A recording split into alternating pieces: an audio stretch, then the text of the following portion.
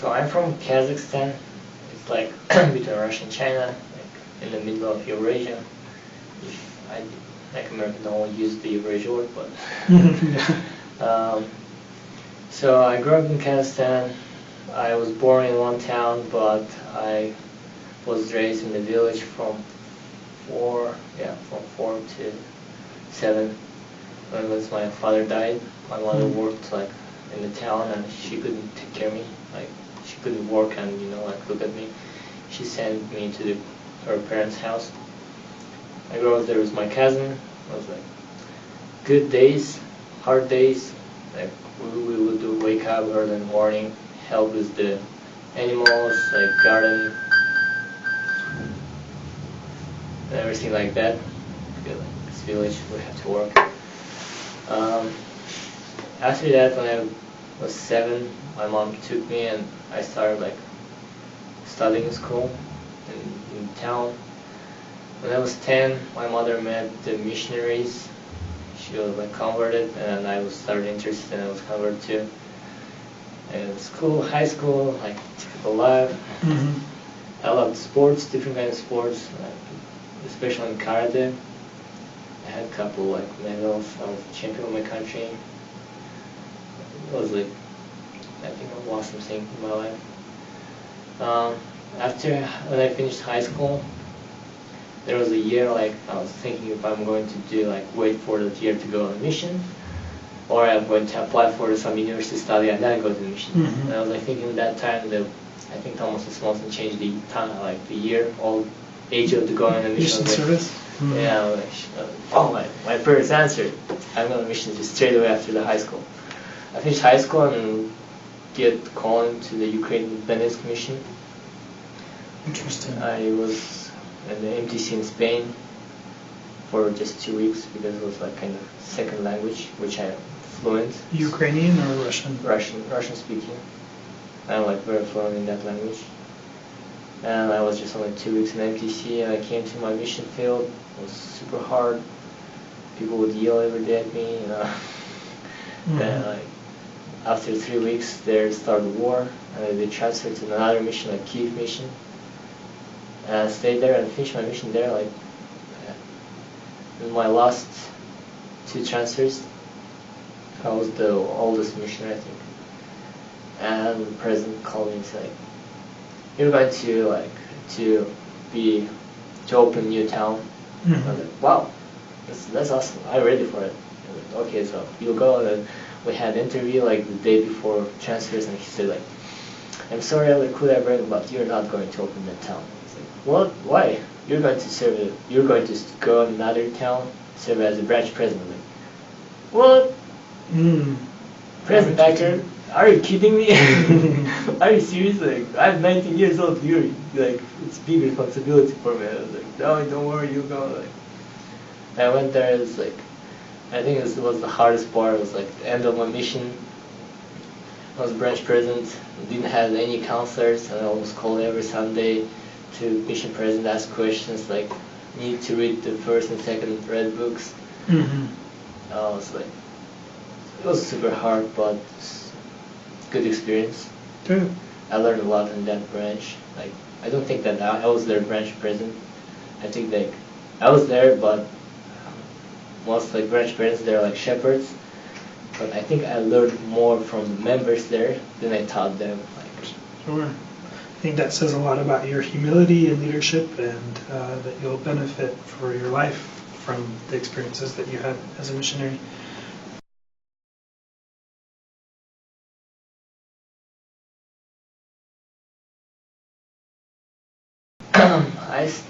I learned English on my mission just speaking, through speaking and listening with my companions. I never write. I don't have any grammar, like I know any grammar.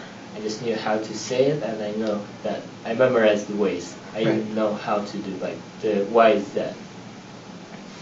And after my mission, like there was one youth link in the Salt Lake. I went there. And it's like good place, great place too, learning English, but it's like not the church environment.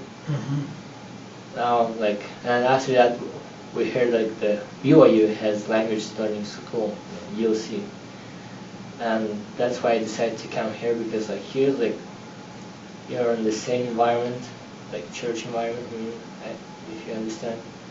Because in my country, like I was like, we have maybe 70 members, which is active in town, and like we have only 2 branches the whole country, so it's like kind of not easy.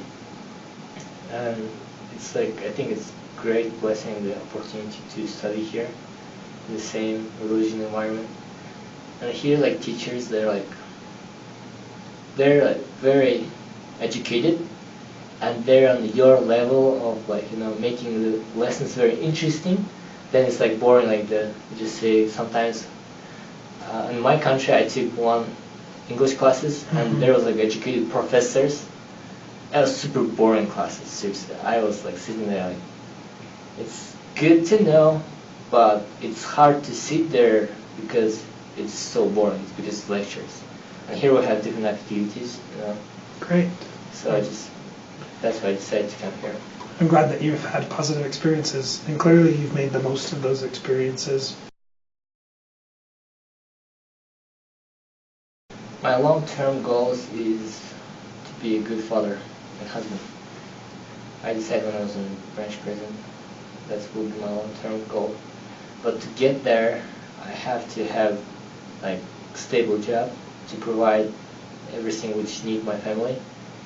But to get the good education and to a good diploma from good university, I have to learn English, because all the good universities here, you know, like from the BYU, I think if I'm not wrong, the BYU Prova on a top fourth place by the best university in the whole of the world. You know?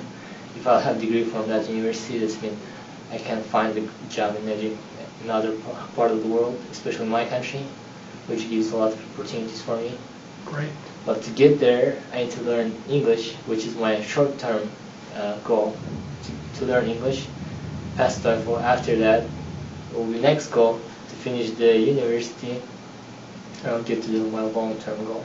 Great. Well, I think you have things in the right order, and I admire your short-term goals and also your long-term goals.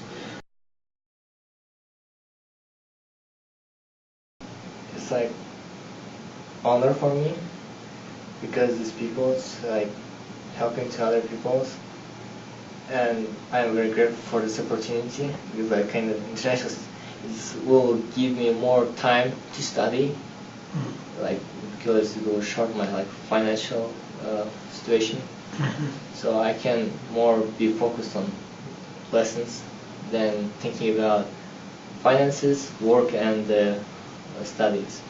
Great. Thank you for sharing that. We hope so.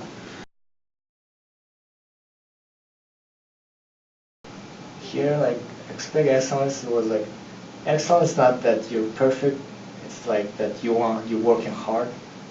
And here's everybody is like, we're all different and we have all our weaknesses. And it's like, even though we like work on these minuses, you know, like, when we like laugh at our minuses, you know, I every time laugh at my like spelling, grammar things. But I learned from others here that they do the same thing, but they work on it, and they know they're not perfect, but they're working hard. As like last semester with Oleg, we had kind of thing like we're both know we're like not good, we have not perfect English, but we want to be excellent students, and we had like a competition between us who work harder. Good. It's good to have that positive peer pressure from each other, and that sense of cooperation, but also competition can be a healthy thing.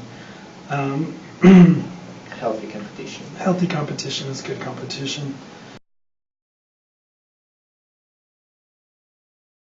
I think all the teachers here, like they're doing their best, as we can see it.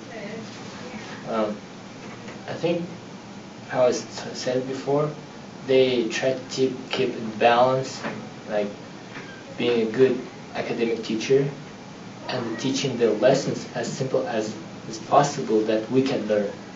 So if they will teach like in their level, we will not understand nothing. but they're like trying to make their lessons as simple as possible to help us to grow. And when we grow, they like lifting us little by little, and they're giving us little like trials on our languages that will lift. Great. I agree. Thank you for thinking of that, and I hope that that's the case always. I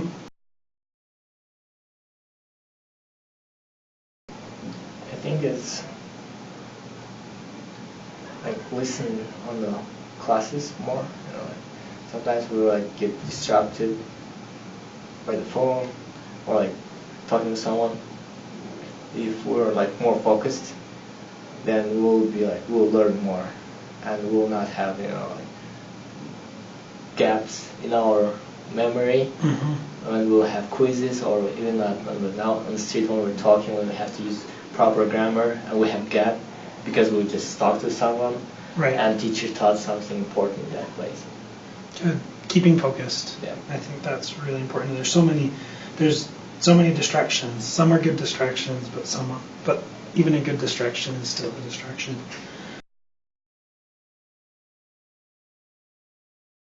I don't have any idea of that. Compared to my last, like in my country, the school where I went to for language, there's like big difference. So I don't think anything that can be like better here. I think everything is like Good. very valuable. Maybe just share what we do with your school back in Kazakhstan. Like how I shared, like one was like that they speak very academic, and here like you have relationship with the teacher.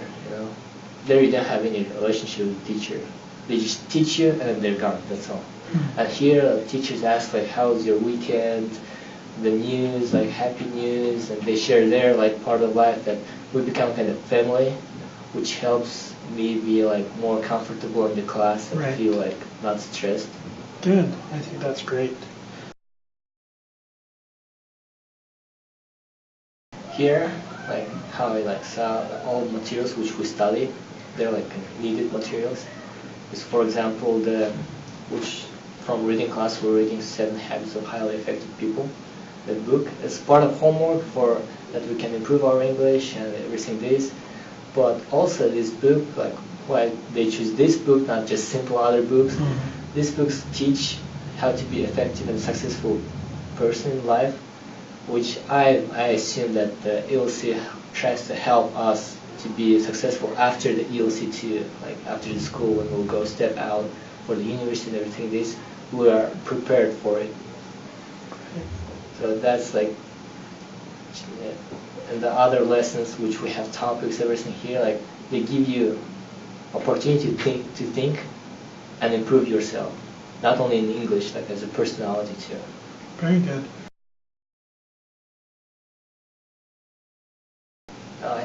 I think it's the goal of many people that after having a good degree and learning, having knowledge of English and getting degree from America, like good university from here, to go and change your country using that knowledge which you received here. It's the same goal. I have the same goal. I'll return one day back to my country and try to change my country to be better and change the people there. I hope I will become one day the true. Good. I think with your commitment to achieving your goals and to working hard and preparing for the future, you'll accomplish that goal.